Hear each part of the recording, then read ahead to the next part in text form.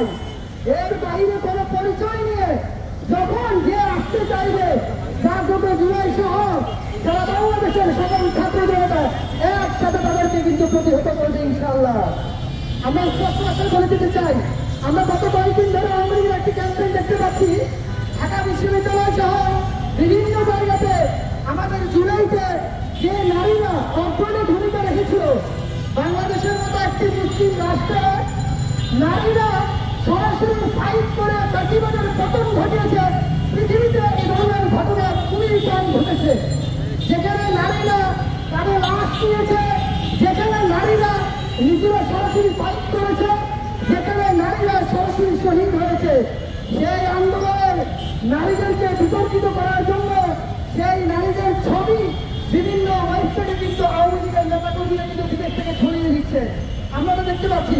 কিন্তু সরকারের পক্ষ থেকে এখন পর্যন্ত কোনো স্টেপ কিন্তু আমরা নিজে দেখি নাই। আমরা সরকারকে স্পষ্ট ভাষায় বলে দিতে চাই, আমাদের জুলাই আন্দোলনে যে সকল নারীরা অবদান রেখেছে, যে সকল নারীরা আন্দোলন করেছে, তাদের প্রোটেকশন দেওয়া এই সরকারের অন্যতম জরুরি কর্তব্য। আমরা দেখতে পাই বিভিন্ন সময় এই আন্দোলনকে বিতর্কিত করার জন্য অপসংবাদিকতা করা হয়।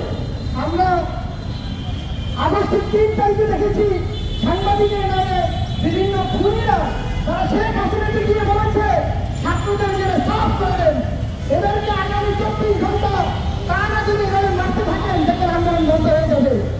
সে ধরনের আমরা দেখতে পাই এখনো পর্যন্ত এখানে গতকাল যে ঘটনাটি ঘটেছে, ছাত্র জনতা কিন্তু যে উৎসুক জনতা তারা কিন্তু খুনি হাসিনাকে তারা কিন্তু জুতাফেরা করেছে, তারা কোনো নারীদের বিরুদ্ধে নেই।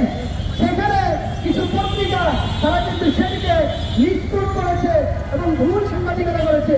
আমরা আগামী বাংলাদেশে এ ধরনের যারা অপসাংবাদিকতা করবে, যারা মিথ্যা সাংবাদিকতা করবে, তাদের বিরুদ্ধে আমরা স্পষ্ট আইন দেখতে চাই এবং তাদেরকে কারা এগুলো করে তাদেরকে কিন্তু আমরা চিনি। ছাত্র জনতা আগামীতে তাদেরকে প্রতিহত করবে।